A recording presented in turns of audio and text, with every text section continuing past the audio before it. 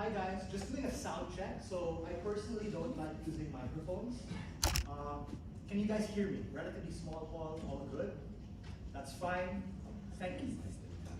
So just a few points of housekeeping.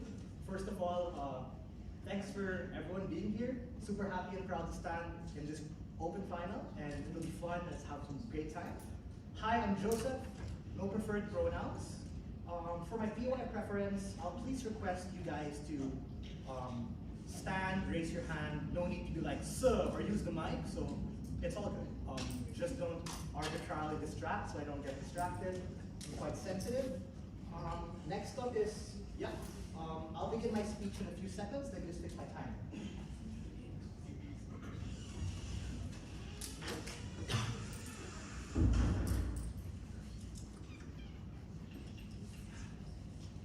Starting my speech in 5, 4, 3, 2, 1. Mr. Speaker, ladies and gentlemen, since the beginning of time and the human race, we have been on a pursuit of meaning and happiness. This is amidst the backdrop of intergenerational chaos and anarchy that have perpetuated the human existence, because let's face it, we live in a real world with shitty problems, and all of us are going through different things regardless of who you are and where you come from. That's where religion enters this debate, where in religion, regardless of who deity or God you believe in, ascribes a sense and a path towards salvation, because the world we live in today that they posit is not just the world we live in today, but part of a greater path and destiny towards what happens to you tomorrow when you die in the future, something outside your locus of control. Ladies and gentlemen, this gap in assumption is precisely where this perverse incentive structure is created. You assume a degree of correlation between the hardships you face in the real world and the potential and capacity for you to be saved by your God, by the accumulation of your graces, by the forgiveness of sins through sanctity. Something which is not visceral, something subjective, something which is a social construct. Before I move on to my arguments, a few key points of framing to have the best possible debate, and I'll take a POF clarification after to have a great round. Firstly, this is a regrets motion, and it's retroactive. We are here to assess whether or not this is good for society at large, on an individual level, insofar as the individual choices we make affect us and the people around us. But secondly, the collective impact of these individual choices that affect everyone, whether that be directly or indirectly. Basically, an argument or a case about what do narratives do, why these perpetuate certain actions, justify certain actions, and also the converse, justify doing nothing as well. Secondly, the contentious issue here is on the presumption of correlation between visceral human suffering in the real world and supernatural, subjective, arbitrary point system that you get, whether this be grace and ultimately leading to salvation. Whether that salvation is heaven or comfort in the afterlife in whatever way, shape, and form, or maybe reincarnation to a quote-unquote higher or better being, we think that this affects stakeholders in two ways. One, those who currently believe in these religions, and this perverse incentive structure as a part of that religion affects them. And secondly, people on the fence, looking possibly at opting in to a religion to be able to make an informed choice as to whether or not they're going to subscribe to a particular religion, all that shit. And lastly, this is not a debate against religious belief or whether or not a God exists. This is about an evaluation of that specific incentive structure, what I mentioned, the correlation between grace and salvation insofar as your human experience, pain and suffering, and the extent of that. But before that, sure, sir. Yeah, is it 3 minutes? What's your counterfactual? We think that the counterfactual, this isn't necessarily a policy debate. We're evaluating the reasons as to why this is a crappy idea, and that brings me on to ultimately my argument. My argument is about talking to you about the assumption of correlation between pain and suffering leading to grace and salvation creates a perverse incentive structure that robs the capacity of people to make good choices. There is your impact. What is the problem in status quo? we see a degree of romanticization in the guise of hope that might be the thrust of the opposition to give meaning to certain experiences. And sure, a lot of these experiences might be bad, but this tries to define these particular bad experiences as something good for your character arc, something good for your own salvation. And that ultimately robs you the capacity to really have full agency for your choices because you don't necessarily consent or understand to that degree of coronation. How does this look like? This looks like people, by experience of the birth lottery, coming from a poor or disenfranchised economic background, obviously having a more difficult and challenging life through accessing certain resources, being able to access certain institutions. And that hardship is then used as a socio-political battering ram by institutions or maybe by the narrative or by themselves to define the experience and justify what they're going through. You're having a hard time? It's okay. You get more grace. You have a longer and easier runway to be able to be saved by your God at the end of your life. And that degree and assumption of correlation is precisely what we regret and we think is harmful. Why? Because not everyone goes through the same things. The birth lottery ascribes a different path for all of us. That is to say that grace is something not quantifiable, and the actions we do in our life, whether this be good or whether it be bad, whether you accept a universal code of morality or not, have to be done with what you believe is going to be good for you, as opposed to not having the agency because these things are then ascribed to you by those particular individuals. And we think that the harm here is less accountability for your actions insofar as when something bad happens, it's not necessarily because God wills it or it's destiny or that there's this untangible ability to get points from the afterlife. We think that bad things happen for a multiple of reasons. Sometimes, Occam's razor, shit just happens, and ultimately, there's no higher level decision as such. But what is counterfactual? What do we believe? We believe that people have to have the capacity to understand that they have to be agents of choice and not victims, ladies and gentlemen, victims to circumstance, victim to things happening outside their locus of control. And we think that when you misconstrue grace and salvation to be about that, that becomes harmful. What is the impact and conclusion here? It makes people less likely to improve their own situation, and that's essentially how poor people remain poor, people who are struggling remain struggling, and there becomes less of an incentive to improve yourself in whatever way, shape, and form, because you're now able to get grace or a path to salvation when you romanticize that ability of something to happen to you, and as a consequence, you're more likely to be sedentary, accept that, and bank on the afterlife. We're not entirely sure if the afterlife exists, we're not entirely sure if God exists, but what we do know is that whatever you do today is going to affect you tomorrow, assuming you're still alive, and we cannot bank on salvation, which we're not sure is going to happen, to be the overriding factor when you make decisions. For all these reasons, I'm very proud to open this debate and stand in government. Hear, hear.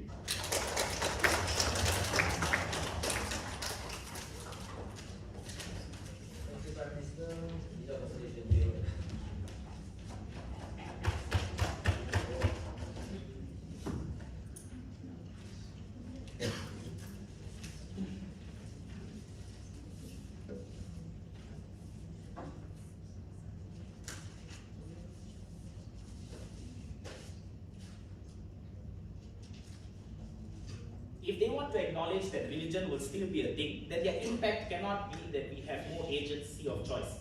Because religion will lock you out of that regardless of whether this narrative exists or not. So that's the large problem on their side, because they make the assumption that if you are currently destitute or in pain or in suffering, you are in this position. First assumption is that all individuals in this condition are A, religious, and B, you are only in this condition because you refuse to improve yourself. You refuse to break the bondage of your chains. That sounds like Kanye West to me, but doesn't matter. What I will say is that that's absolutely not true. If you go to any situation or environment where individuals are in pain or in suffering, it is most likely that they are trying to improve their situation, or at the very least, living day to day, I've not met a single poor individual that said, hey, let me go and kill myself because there's no hope for tomorrow and heaven is definitely waiting for me since I've suffered a long time. So that's obviously not the case for a majority of individuals in that situation. Maybe they are talking about people who do fentanyl in San Francisco, but I'd largely say that most people, whether they're in pain or in suffering or not, they go through life through these motions, and that is something that is not going to change on either side. This is how largely we clash with opposition, in the sense that these individuals and the situation that they are in is inescapable. And we will tell you that in these situations, grace and salvation, or this narrative, is what that allows them to live healthier, fuller lives. And in some instances where they do escape this cycle, it is only done through this narrative, or this narrative plays a large role in that. The first thing I want to talk about is, let us describe who these individuals are and who are going to be impacted most by this narrative. Because if you are largely above middle class, or you are someone in the top 20%, top 30%, religion makes no sense to you. These narratives do not play any part in your life, and largely do not play large in your life unless it's about proving your own morality or some sort of convenience to you. But for a large majority of individuals who are impacted by religion, these are individuals that are currently suffering and are in pain the most. These are your impoverished individuals. These are your individuals living in religious conflicts. These are individuals that are suffering day in, day out, with no chance of them ever getting out of this problem. Why is this true? Because these individuals occupy the minority. They are a small voter base. Their voices are their defense and their voices are very niche, and they are largely segregated from everyone else to a degree that they don't matter. So they are expendable. They are individuals that are used as labor, and in the event that they are losing or they are in pain, no problem. We will figure out something else. There are other people that can replace them. These are the individuals that are impacted by religion the most. These are individuals that are impacted by narratives the most. Now that I've shown you that these individuals cannot escape this cycle, because their clash is that individuals are not escaping this cycle because of an internal mental block as a result of believing this narrative to that extent. No, the reason why it is so difficult to escape is because they've been intentionally segregated, deprived of education, deprived of ability to create agency, and deprived of individuals in power who legitimately care about them enough to pull them out of the situation. The Pope may say things about how the meek may inherit the earth, but he doesn't give a damn about the religious Orthodox Christians in Russia, for example, or in USA. He wants to carry on living in the Roman Catholic city and having fun, you know. So I argue that in those essences, this is why that narrative is particularly important, because from a young age, you are instilled with the illusion that as a result of you going through this pain, as a result of you going through this suffering, it's okay. To some extent, there will be salvation for you. To some extent, religion is something in your control and can offer comfort to you in these situations. And this is a narrative that closely aligns with scripture the most. These are the types of narratives that they are going to embrace easily because it validates the situation and experience that they are living in. Before I go, sure. But oftentimes, religion is used as a last resort and coping mechanism to deal with all these realities. Because yes, we agree people are challenging these structures, but what incentive do these structures have to change? They can gaslight people. No incentive. If you think that we are going to prove, maybe CEO wants to do it, can do it. But if you think I'm going to say this narrative will solve incentive structures for helping the poor, man, that's not me. I'm saying the structures are never going to change. In which world they are going to live happier? If it is in a world of lies, so be it. I'm okay with that. I live in a world of lies all the time, you know. I think Taylor Swift loves me, but obviously it's a lie. Yeah, but it's okay. It makes me happy. But anyway, yeah. Moving on to why this will then allow them to some extent escape this life, or to the very least they will be okay even if they don't. Firstly, as I mentioned, the fact that this will offer them comfort in these times and validate the experience that they are in will make them more at peace in the situation that they are in. That is why even though individuals are suffering, destitute, and even in zones where they are bombed all the time, individuals, children, teenagers to some extent can still find solace in daily life because they have these types of narrative backing them up, because they have this comfort of religion, community, family, who all believe that they are undeserving of this pain, undeserving of this suffering, but that is the test that God has given to them. And this is what is, and then staying resilient in this situation is what is going to drag them out of this situation. Maybe they will live to see that day, maybe they will live to see their grandchildren get out of this system, or maybe they won't, but they will believe that when they die, they will. And that in and of itself is a benefit that the opposition government cannot claim, because in their world, which we didn't really hear counterfactual, is putting individuals with agency of choice. And no argument as to why this agency of choice is so valuable and important to these groups of people who don't have agency of choice in a vast majority of their life anyway. Second argument about religious fulfillment. Why is it that in most cultures, one way to reach God or to become closer to God is through pain, right? You have your kavadi for Indians, you have your self-flagellation for Orthodox Christians, you have so many methods of individuals who reach or feel closer to God as a result of them inducing pain onto themselves because they believe that is necessary in order to feel closer.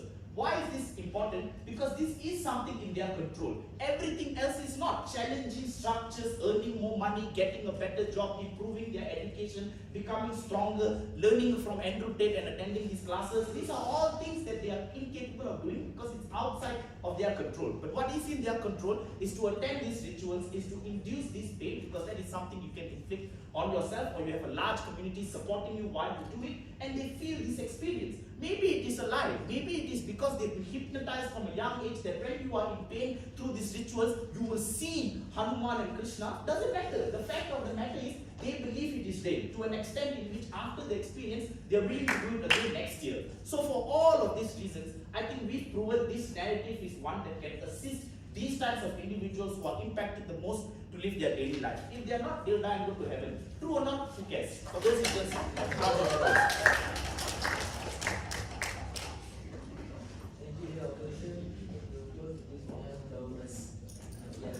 Here.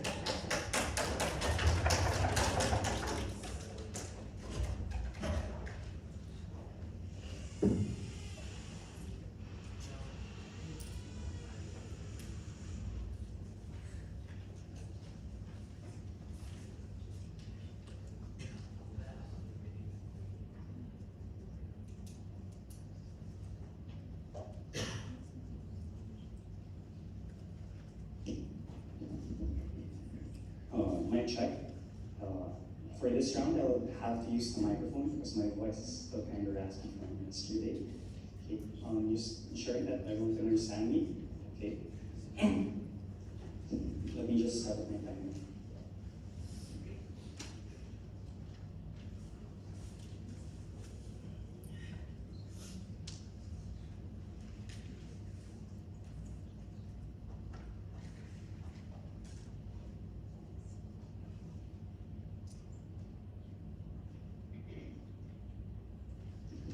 Ladies and gentlemen, it is the belief that hope is something that is beneficial for everyone in society. It moves people to be able to do actions that without that they believe they cannot be able to do. But we tell you that when this hope is a false hope, we tell you that this becomes perverse. This actually leads people to do unnecessary actions that not only harm themselves, but also harm others, that at the end of the day, harm their chances of attaining whatever salvation they do believe in. Before we move on to the arguments by which we're able to solidify this stance, we have a few rebuttals. Right? Coming from what opposition has raised with us, we tell you that the nuance to grace and salvation is that even if they try, the likelihood of success is likely when people and institutions in power tell them to pray and have hope. We tell you that this is negative because it leads to this toxic positivity that these people will allow themselves to endure oppressive structures just because they are able to attain that salvation at the end of the day. This we will further on discuss in my substantives, right? We also tell you that the correlation between grace and salvation creates a dissonance between the priority of improving today as they bank on hope and bank on the hope of tomorrow. This is bad because that further widens the gap between the rich and the poor, because the poor will now believe that whatever suffering that they are enduring now will just be rewarded in the afterlife, right? Because we tell you that just because there is that hope in the afterlife, there is that hope of grace, that all these sufferings become acceptable, right? Not just acceptable, but something that is necessary. So, what are the new substantives that I have for you today? Yes? Worst case, we have to trade off some people people who won't achieve success because they internalize this problem. You are weighing against everyone else who will suffer despair if they don't have this narrative. Why is that okay? We tell you that inner side of the house, they try to frame it for you, that only select few individuals do actually suffer from this perverse ideology. But what we will present you today is that it is not actually just a very few, it is not just actually the religious, it's not just actually the poor who suffer from this falsehood cults that they're portraying, but even society at a large extent will suffer because of this. How is that? Because we tell you how this narrative is actually used by institutions, whether religious or not, as a battering ram to forward these oppressive structures and make them actually palatable to the public. And this, at the end of the day, will not actually only harm the individual, the people around the individual, but the very chance of that person to attain salvation. We go through this through multiple levels, right? So how does this look like? We tell you that we consider three actors here. The institutions that forward these ideologies, those with influence and power, and those of the masses. We tell you that these institutions preach to the public the suffering and pain that will allow them to have a better afterlife and strengthen to face future challenges. While this may provide reason for people, what this does is that it allows institutions to convince these people to go through these things for the sake of salvation. Not just the ordinary things that they experience every day, but very actions forwarded by these institutions that actually cause problems to these people and the people around them. It even goes as far as the institutions themselves being the one to cause these problems at the get-go. These problems and the people accept them as good, as the institutions justify them as something that is good for their afterlife, as something that is good for their grace. May it be as simple as paying the things, right, to the church or whatever religious institution we belong in, to the extent that even the poor are willing to give the last money or the last cent that they have, unable to eat, just because that single penny will allow them to have attained salvation at the expense of their daily lives, suffering by themselves, right? It blows up to something that brings in more problems when we look at a historical basis, wherein going on a jihad supposedly fulfills the plans of Allah and gains His favor. We tell you that because religious institutions or religious leaders then promise salvation just because you will be able to fight for what you believe in, supposedly, then these people are attracted to that perverse reality that whatever harm they do now will be justified because they will attain salvation at the end of the day. This also goes not only in jihad, but also even in the church, wherein we see that these people go through crusades, causing war and destruction just because they believe that this will help them at the end of the day attain that salvation by doing good and converting all the so-called non-people of God. We also see this in Israel, in modern-day Israel, wherein they endure the suffering of having to go through all the problems caused by their leaders because they believe that they are the people of God and all the sufferings that they are suffering right now is something that is justifiable because at the end of the day, they will all go to heaven, right? The problem of this can be seen in two layers, right? First, it makes people accept the suffering that could have been completely avoidable. Because these problems that the leaders have created would not have existed in the first place should they have not believed that all this grace and salvation, right, will truly happen. We tell you that these people are then used as tools by institutions to support their agenda. And the problem is, in reality, these people are not really getting any tangible benefit, right? But because their psychology tells them so, they keep on believing that they do. The institutions and those in power continue to get rich, to continue to gain power and exposure through these activities, while those not, or second worst off, these people actually lose their chance to attain salvation because through this agenda that they follow, like jihad crusades, they actually cause harm to other people. They actually kill other people, which are actually against the laws of God, but in their heads, it's justified because they're actually fighting for Allah, for God, or for whatever deity that they do believe in.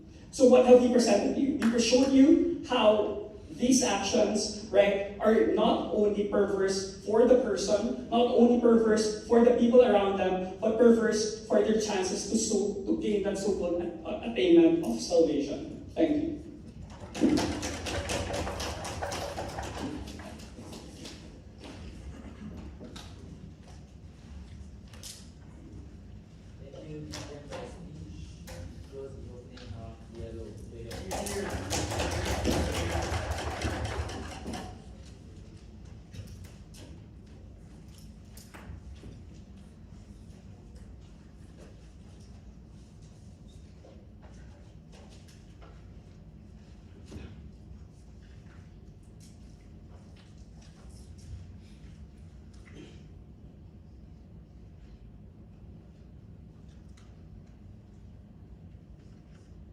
When Russian troops marched into major Ukrainian cities, slaughtering thousands of Ukrainians, the Ukrainians didn't give up then. When the IDF troops bombed the shit out of Gaza Strip and also marched into the major cities in the Gaza Strip, also slaughtering thousands of civilians and, I guess, Hamas militants, the Gazans didn't give up then. This resilience of the Gazans and the Ukrainians, as well as many other minority groups and groups facing aggressors, came from the, objective of wanting to get salvation, of wanting to get that grace. And it also then came from that belief where if you persisted or if you were able to be resilient in those situations, you'll be able to combat your aggressors or to be able to keep them at bay. And I think this narrative is extremely important and wasn't probably dealt with in the opening government team in Brown's entire speech. So one clarification just to get out of the way, and then I'll move on to the two metrics in which I think this top-up slash and probably the entire debate should be educated on. So one clarification, because the majority of the opening government case rests upon this particular framing, that they assume that the amount of hardship is going to be the amount of grace and salvation that you're able to get later on in the afterlife or whatever bullshit that they try to rely on. So understand that you cannot let the opening government get away with this, right? Because this narrative acts as an inspiration that keeps you going in difficult times, and it builds your resilience towards these individuals. And the importance of this is what Ram gave to you in first, where these individuals are unable to escape or get out of the cycle of harms that they're currently facing. Inherent structural barriers in status quo prevent them from doing so. Like, for example, in India, the BJP or Modi's party coalition is just too strong for any form of structural change to happen. Maybe you can get that long term or later on, many years to come. But the current state of things, status quo right now, makes it incredibly hard because of the inherent structural barriers, the religious control that they have over different institutions within India, and the amount of influence that they have over multiple institutions in India as well. And this happens all over the world. India is just one example. And the importance of this is that it locks individuals out, preventing them from being able to get any form of short-term change or being able to alleviate that harm in any way in the current state of things. And that's why that resilience and this narrative is incredibly important to combat the current short-term state of things and being able to therefore alleviate the current problems that they face, which are more immediate in nature as opposed to wanting to suddenly create drastic political change that you get in opening government's world, which is quite far-fetched, and I don't think they prove that in any incentive structure analysis in their side of the house. Two metrics then as to how this top-half clash should be educated on. Firstly, I think whether this narrative leads to better resilience and why is it good, and secondly, whether this encourages better community collectivization and how we're better able to therefore rally communities together to escape this particular pain in the short term. Firstly, whether this leads to better resilience and why it's good in of itself. So understand that religious persecution or persecution towards minorities who do believe in faith occur all over the world. You have things such as the Arabs in Israel, the minorities in Afghanistan, the Muslims in India under BJP rule, or people in conflict zones, people who are impoverished, or people who just face immediate crises in their everyday life. How are they then able to escape or branch out of this immediate harm? They are able to do this by having that sense of belief and ingraining that belief system within their mindsets. This is how they're able to mitigate the suffering and problems that they're facing currently in the immediate sense of things. They do this by having that form of emotional support that they get through reading scriptures or through reading things such as maybe promises in the afterlife, or through for example, listening to sermons or whatever fatwas that you get in these religious communities and being able to get past all of this by this emotional support that they get. Because it creates a peace of mind in the mindsets of these individuals, and it allows them to therefore combat or mitigate any form of ill feelings or any form of negativity or pessimism that they are pushed upon when they're faced with such consequences, or when they're faced with either military aggression, or when they're faced with things such as political harm towards them. Secondly, I think it's also important for them to remain resilient in terms of combating potential harms they're going to accrue. For example, and trigger warning, like things such as suicide or self-harm, can accrue to them in the short term as well if they don't have that sense of motivation, or they don't have that inspiration in order to go on with their lives, and they're getting bombed every day, or if troops are storming their houses or places of worship every day, they're able to use this to prevent things such as the thoughts of suicide or the thoughts of wanting to self-harm themselves, and therefore being able to escape or mitigate those potential thoughts from even occurring in the first place. But before moving on, sure. Isn't it a better narrative that people do good and avoid evil because it gives them a tangible benefit of making their life better and quality of life better, and not because it gives them intangible benefits? Again, I don't think they've been listening, because some countries, or a lot of countries, where political systems or political dynasties are very strong, it's very hard for you to challenge those authorities or to switch or change the incentive structures because of how small you are as a minority community, and I'll get to that later on in the second metric. So the importance of all this means to say that in the short term and on the immediacy of harms, you're able to combat and mitigate that, and if you were to be able to be resilient and continue being resilient later on, maybe an opportunity might knock on your door in the long term, and then you're able to hop onto that later on, which allows you to transition from the shitty life that you have right now by being able to mitigate through the religious experiences that you have, and then moving on to how you're moving on to a better livelihood later on in the future when you're able to access those opportunities. So second metric then, as to how you encourage better community collectivization. So understand, if this belief system is ingrained within communities and taught maybe in schools or taught within religious places of worship, the pain and suffering becomes a community experience, and it becomes a uniform experience, which means to say that you encourage groups of communities who face suffering or who face religious persecution to go through it together, and they act as support groups to one another, which means they can do things such as emotionally support one another, advise and consult these individuals mentally and physically assist. That's why you have things such as soup kitchens, that's why you have things such as shelters at churches, where homeless people who are facing pain and suffering can collectivize and stay in those churches, and by being able to therefore mitigate the harm and suffering that are facing in the immediate situation. This gives hope to the marginalized individuals, and this gives them a platform to escape the kinds of harms that they're having right now, because of how communities are able to rally together in the first place. Then on to religious fulfillment, and extending on what Ram said in terms of his Kavali beliefs, and I don't know if it's a bit more covered, but maybe. So religious fulfillment, understand that in terms of things such as Kavali and fasting, even though it's ingrained within their mindsets, if they're still able to find peace when reading those scriptures, or they're still able to find that form of solace when reading or going through the experience, it's important for them to go through it and therefore find that sense of hope, sense of belief in order to combat again the short-term harms that they're currently facing, as long as they're happy at the end of the day. Then I'm proud to propose.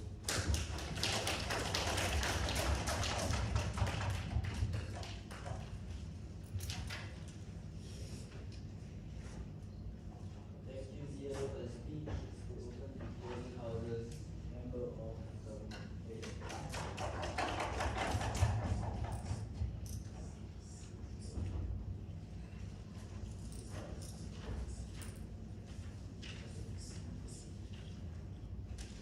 Okay.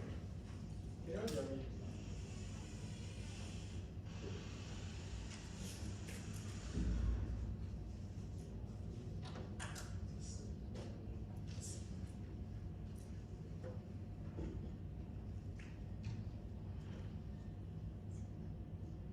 This is the same narrative that terrorists use to justify suicide bombings, because the more you suffer, the closer you're going to get to God, the better your afterlife is going to be. This is also the same narrative that the poor try to tell themselves, but actually don't know what to do, because at that point in time, they're just seriously unclear as to what to do, right? I think realistically, you probably won't think of this when you get bombed the shit out, like what O claims it to be. Like, if you really want to be closer to God, you'll be right next to God if, let's say, you just stand outside a bomb shelter, right? Like, that idea is more of a narrative than what your nursery teachers tell you, which is called never give up, right? Because I think the problem of the entire opposition bench is that none of them actually explain to me why you prioritize getting close to God at that very point in time when you're suffering, when you're down in the bomb shelter, you have absolutely no idea to God.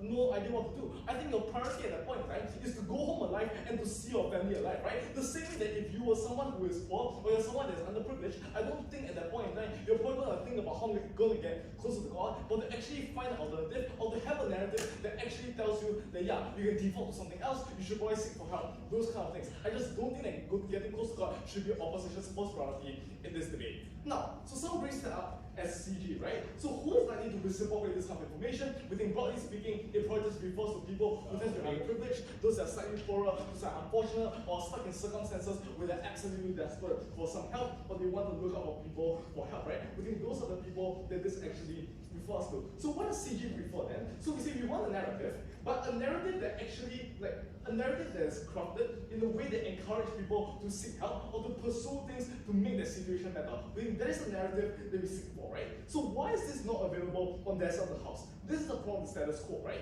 Which is that it's not that people misinterpret what salvation is, but they don't actually understand the way to get out of shit or to go through pain and suffering, right? Obviously there are thousands and thousands of ways you can approach it. They can just like try to get ourselves closer to God, but the actual way to get out of it, which is to actually like provide you with some like tangible benefit as to what narratives can actually get you out of the shithole they're currently in. We just don't think that is something that or like I don't know, for like whatever a class CEO is gonna give you that much hope. Yeah. Do you think it's possible for everyone to believe that if you try your best hard enough, positive result will come? No, I just don't like no, but I think it's even more unrealistic for you to be like, yeah, I'm going to get closer to God. The more I suffer, the more I sit there and tell myself that yeah, I'm going to be out of this place one day. For any of them to like get anywhere to begin with, right? You're just there praying for a false hope. Then telling yourself that yeah, because I sit here and because like God tells me that yeah, I'm going to be better one day because I'm going to go somewhere. That's simply more unlikely for any tangible evidence to exist on your side of the house, right? So like briefly going through what the status quo, quite simple, is that people are genuinely unclear as to how they go through that pain and suffering. I think it's a lot more unlikely for you to get out of that point and suffering. The point in which you adapt to a narrative that tells you that you know what, it's fine,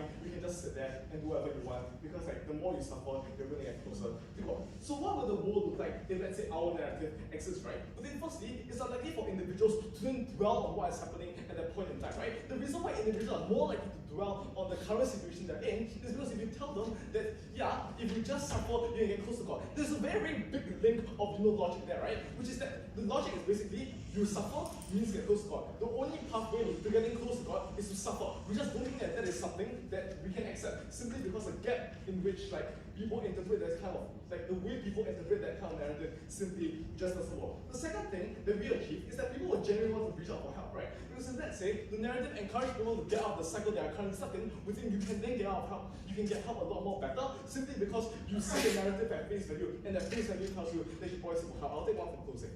So the motion says that the motion doesn't say that grace of salvation only comes from pain and suffering. There's still other factors that people weigh out. Why is it that they only weigh out grace, suffering, and pain? No, okay.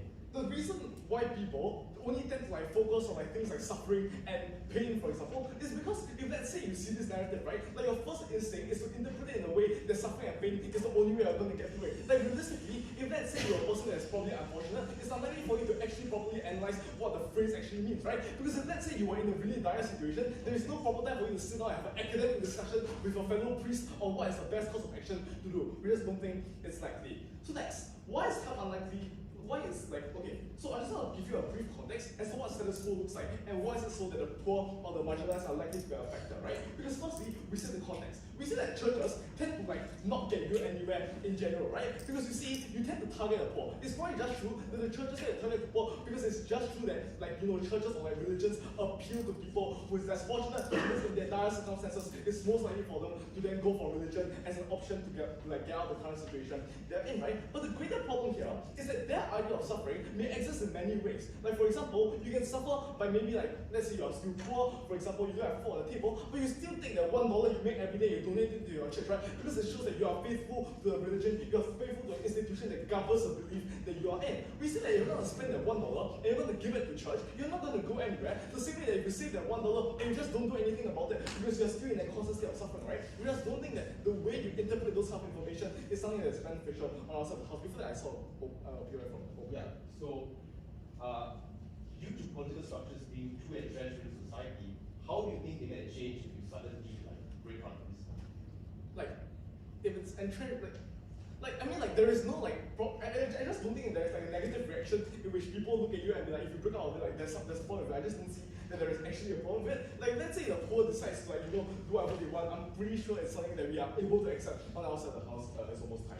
Now, so the last thing I'm just going to quickly weigh against our opening house, right? So what our opening house did, right? They did come in and to explain to you that, yeah, I mean, people will probably have to the poor is just in a way where they need to get out of the kind of situation they're in. But the kind of the gap that we're referring to you is that we explain to you the realistic situation that you actually live in, right? Because we explain to you, we're the only set that actually explain to you what is likely and what is likely going to happen, the point in which the poor looks at this narrative, right? We just want to be clear that our stance as a closing government, the analytical gap they want to fill in, is to tell you that realistically that most people aren't actually going to interpret the narrative in the way you frame it to interpret it.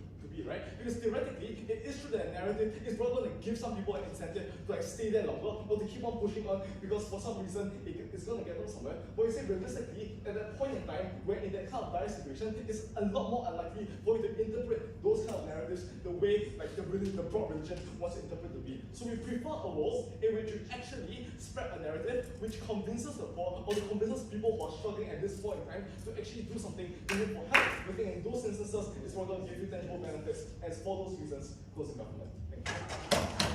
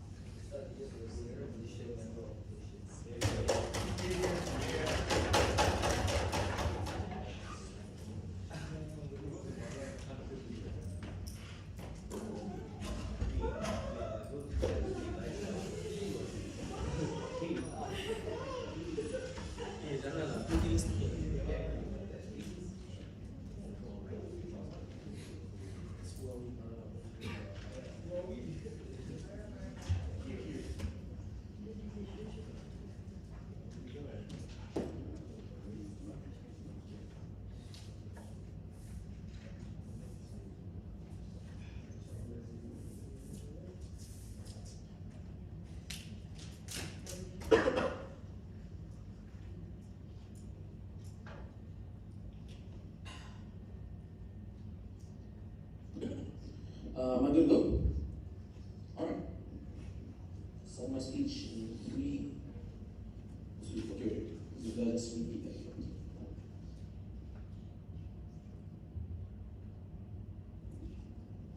The main attack that religion often faces is that religion in of itself is contradictory. That God tells you to do A and then tells you to do Z. But that's a misunderstanding of religion. Similarly to the GovBench, that's a misunderstanding of the debate.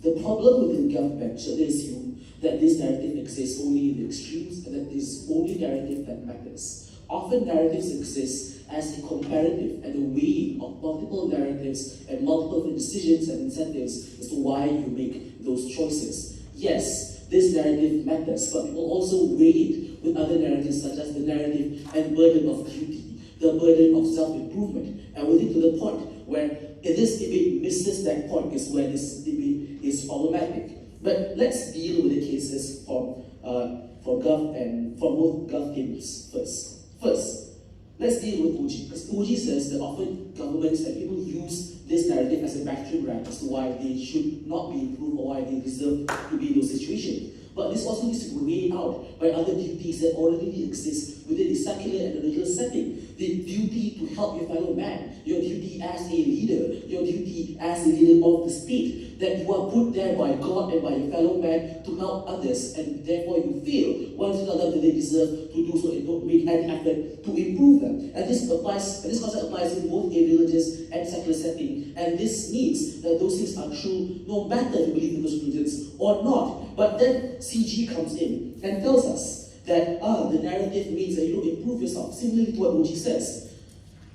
Look, there are many religious lines and many items that tells you why you should not only believe in God. The Prophet Muhammad had a hadith for you to believe, to trust in God, but tie your camel. And the first line within Islam is read in the name of God, that God created you. It tells you to improve and to better yourself. Religion never tells you to pray and only pray and never do anything else. Religion always tells you that self-improvement is good. Religion tells you that your scripture has to improve yourself and help your fellow man. But secondly, because It's basic instinct to not want to wallow in depression and suffering. It's basic instinct that the more you hurt yourself, you try to improve and get a better situation. No one chooses to stay in poverty and don't make no attempts at getting better. Thirdly, it's because you never know when death would come. The benefit of grace and salvation only happens to the point of death. And under religion, you can't kill yourself anyway. Therefore, suicide is a no-no. So that means, because you don't know when the end might come, you continue to improve yourself and you continue to believe in actions that are based on your instinct, based on secular reasoning, as well as based on religious reasonings. That's why people don't wallow in depression and continue to improve themselves. Third response, why is it exactly that people don't abuse them? Because both governments says that,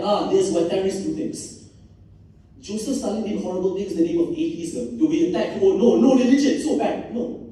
We understand that people abuse narratives and abuse actions. And it's within those moderations and balances of those narratives and settings where the world happens. There are different sects and different beliefs that abuses certain items and normalizes them. There are different schools of thought. If this doesn't work for you, join a different church. If Wahhabi Islam doesn't work for you, find a Shafi'i faith instead. So you have the choice to choose what you want and get what works for you. But the difference between this narrative and all other narratives is that religious narratives is unique, and it's what all misses. And that religious narratives exist only, not just within the secular life, but also within the afterlife. And the reason why it matters is that the afterlife in of itself is eternal. And eternal happiness and eternal damnation is what's unique about religion, is what's unique about how people view religion and why religion matters. Now we'll move on to my next section. Why does that exist as matter? So we need to understand that people experience pain in both worlds. But this narrative allows people to find meaning and salvation in that pain, because that pain is inevitable and eventually comes to us all. What we say is that pain will then function as a pathway to eternal happiness, and it's unique only to religious salvation, because no other form of secular narratives can give you pain, can give you happiness beyond death, beyond life,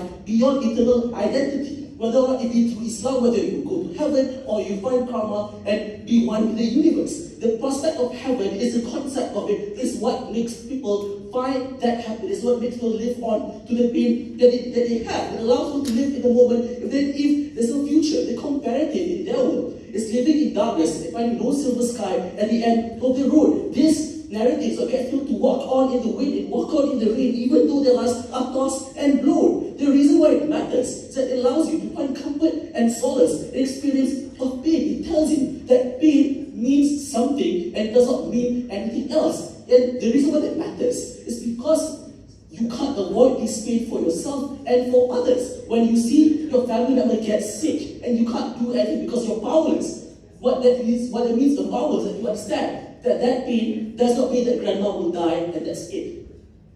That pain means that while we try to help grandma, while we try to help our family, those things can lead them to a better place. And there's a solace of sleeping every night and knowing that they're not just dead, that they're not just suffering, that something good can happen, something good can improve their lives. That's what's unique about the concept of religion, and that's what's unique about this concept and this narrative. Sure.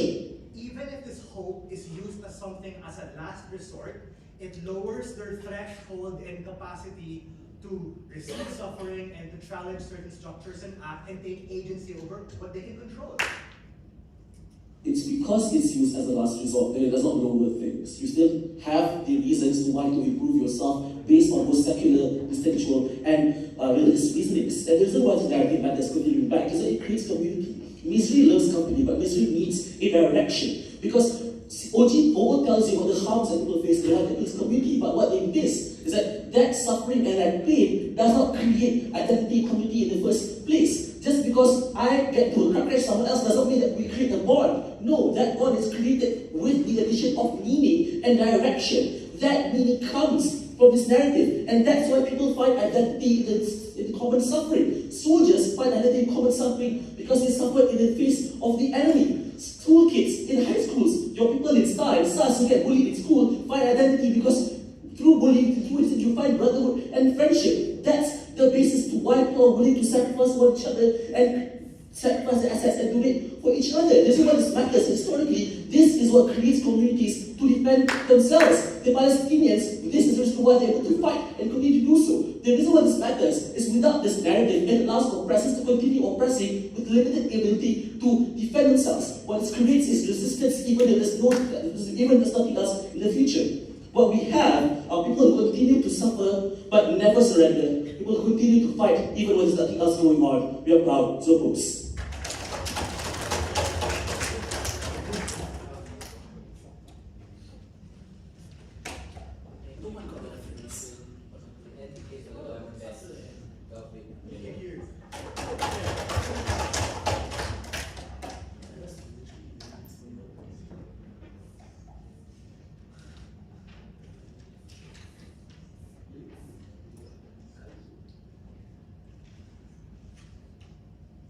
Let's be honest, no one in this room and no one in this debate knows what the Palestinians are thinking when they're getting bombed and when they're getting shelled.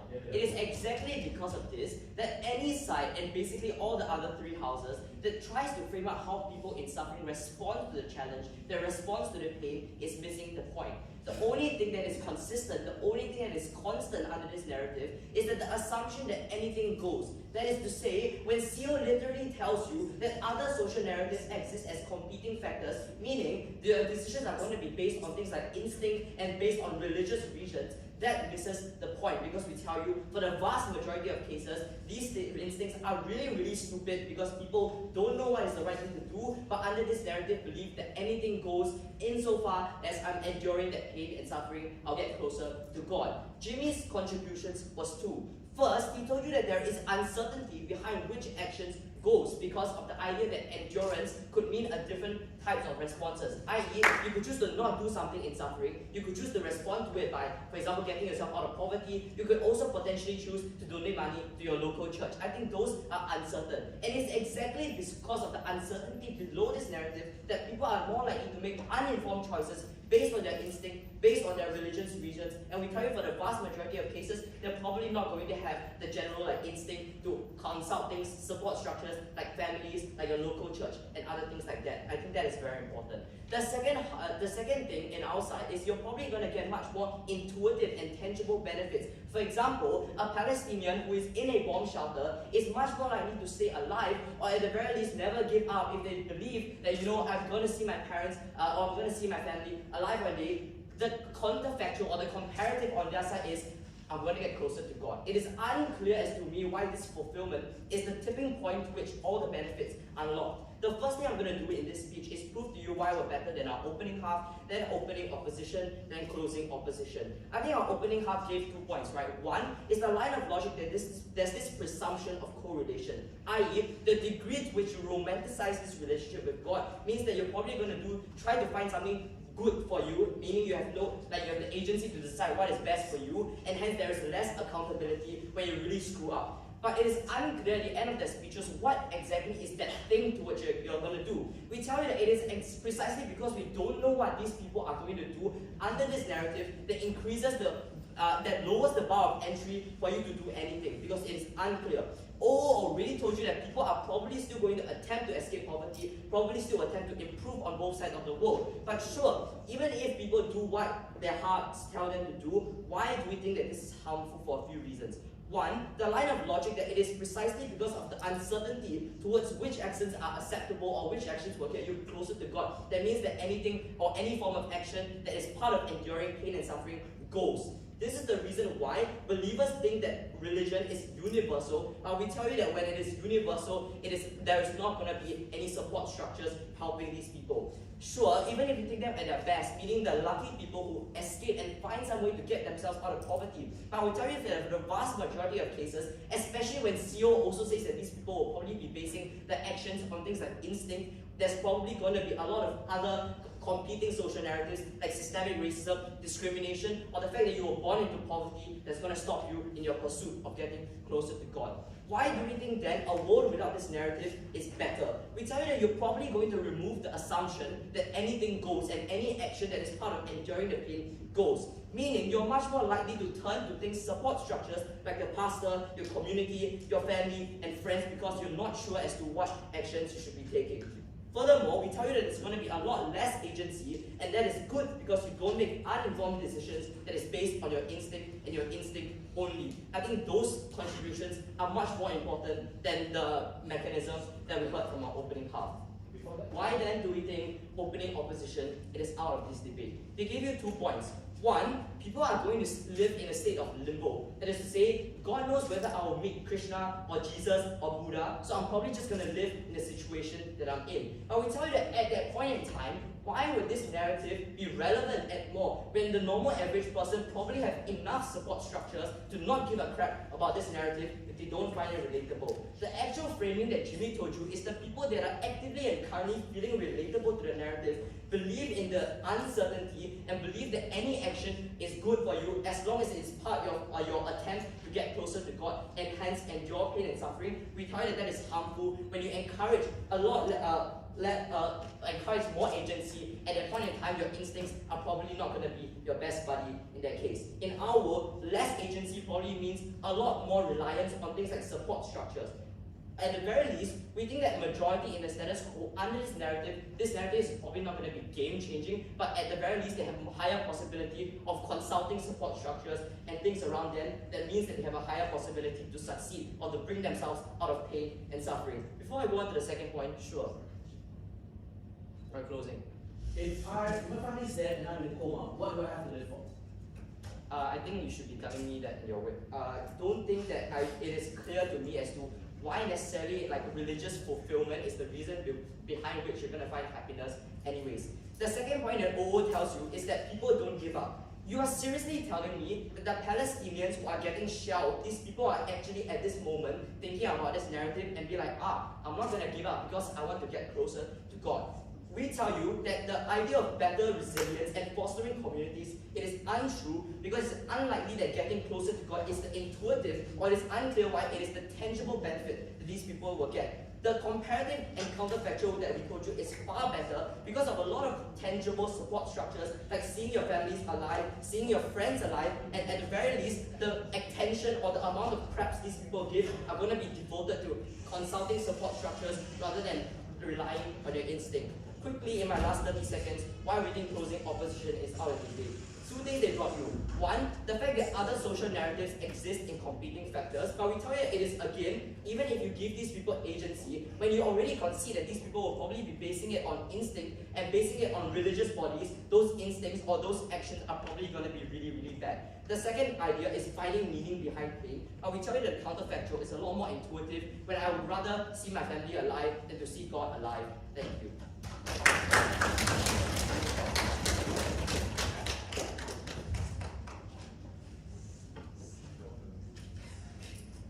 The last speaker of the grand final opposition week.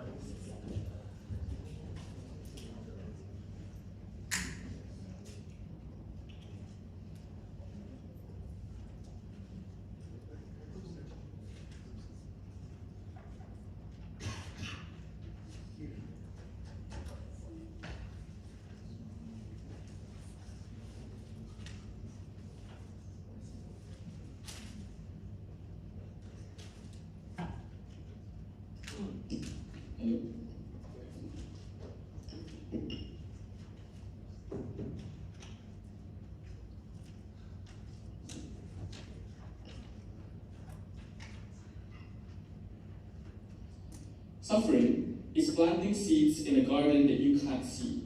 That even if you are suffering and you don't see the fruits of your pain, it's there and that's good enough. This debate is pain, and I may not get the win. And that's all dependent on you as the judge. But given the knowledge that I may lose, I will find comfort with the other 3 teams that will also lose this debate. And I may win the next tournament. One clarification on top of this speech. Let's all agree that people are poor for more than just of religion. It may be because of capitalism, it may be because of politics. So teams have to prove that religion was the tipping point to why people were impoverished or not. No team has done that because we all implicitly agree that religion was never the cause of our oppression. It may be one tool in the toolbox by the victors of capitalism, but it was never the big deal, which means that the gov bench has failed to prove a tipping point. Therefore, this debate is about specifically the people who are incredibly faithful in religion and how this narrative affects them specifically. There are two issues that I want to deal with, and I'll do weighing in between. Let's deal with OO. OO doesn't recognize why people want to keep on living, because we're the only thing that did that. We proved that they are continuously going to keep living because they also don't like non-religious pain. Like if I don't feel some level of salvation because I'm hungry, and I don't see that as some level of religious gratification, I'm obviously going to go out and find food. But secondly, religion already specifically tells us to not be and dwindle in suffering and pain, which pushes us to act out and be better with our lives. So OO asserts that it's obvious because Ram has funny jokes, but they never really mechanize why this is likely. But secondly, OO just questions if this narrative is the reason that they are suffering. So OO highlights a good problem of generational oppression, but they don't ever prove how they fix it. Instead, OO just says it's all about the struggle because it's inherent. But the question at this point in the debate is why? The best reason that this debate can have, or the answer that they can have, is because poor people, that's the only thing that they have. And OGPOIs constantly that this is the last resort. But that isn't a good enough reason, because people don't pray just because that's the only thing that people can do. People pray, people fast, people suffer, even when safety is an option. So we accept the pain is their identity. Because if all of these religious people had a choice, and if they are poor, if we give them $1 million, but you have to renounce your religion, all of them would say that I would rather be poor and keep my religion. And that's because this pain was so integral to their lives, and their meaning is derived from this specific level of pain. This mechanizes OO, because OO just shows that people are going to choose pain and feel better about it. We're proving to you why they choose pain. Because number one, they choose pain because it is because of the prospect of eternal happiness and the prospect of God in the afterlife. This is a prospect and the ceiling of this benefit is incredibly high, right? Because the benefit of me meeting God would mean that I get the most amount of riches and I'll be in heaven. That already is inherently good to keep me alive. But secondly, and this is incredibly unique to CO, the reason why people still choose suffering and pain is because they find solace and comfort in their identity. That even if all of us die, at the very least, I find happiness in that level of suffering. So, the reason why this is debate winning is because everyone will get sick, everyone will die, and this is inevitable even if you are a rich person. At the very least, CO justifies that we find comfort in that pain. So even if they are suffering, we have meaning. The reason why this meaning is important is because number one, if no team proves an actual change, we're the only team that proves a difference, that you have that level of meaning. And you can act on this level of meaning however you want. You can go to school the next day. You can stop yourself from committing suicide. All of these things exist because you find that level of comfort. But secondly, this meaning lets them live another day. That already is better than opening opposition. The extension already outweighs that. Before moving on to CG, sure, OG. Look, religion will still continue to exist. Why are all your values exclusive to the correlation between pain and salvation? A lot of your cases generally pro-religion or pro-motivation So what I'm doing here is washing off everything because nobody is proving their claim. Our claim is far easier to buy because we're just proving the incentives of an average person. An average person does not want to renounce their religion because they choose this level of pain because that keeps them alive. We're the only thing that actually proves a difference. Let's deal with CG. CG just says donating is bad. We give a response that was dismissed. We argue this is actually based on the assumption that pain and suffering is the only consideration in people's choices. So maybe I want to donate just because I feel like a good person and it's not because of religion. But secondly and more importantly, our extension was unique because we argued that the narrative of donation is in fact a good thing because if it is true that it's so persuasive to the poor, it's also arguably also persuasive to the rich. And this resulted in large amounts of collectivization, large amounts of donations. So the Gaza missions were funded by religious people in Malaysia that wanted to donate and fund these humanitarian fights. Philanthropy because of religion only existed because people acted out on their collective suffering. This is debate winning because number one, if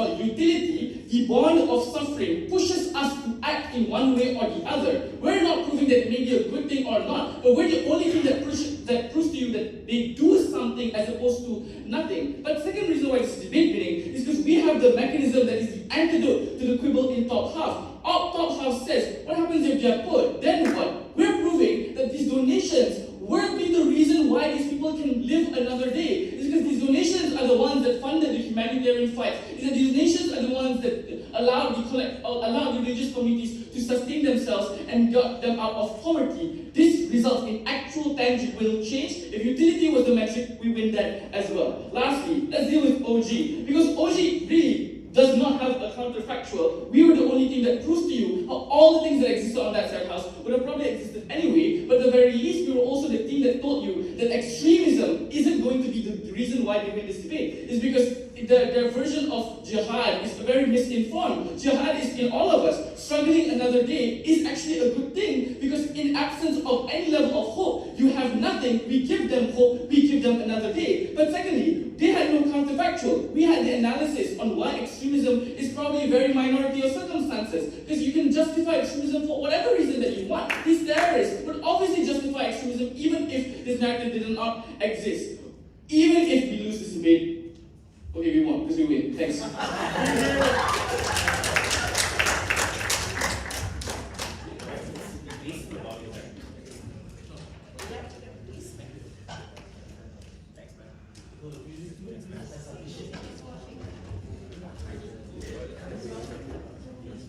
Okay, thank you debaters, judges and audience. With that, we wrap up grand final for open category Malaysia BP 2023.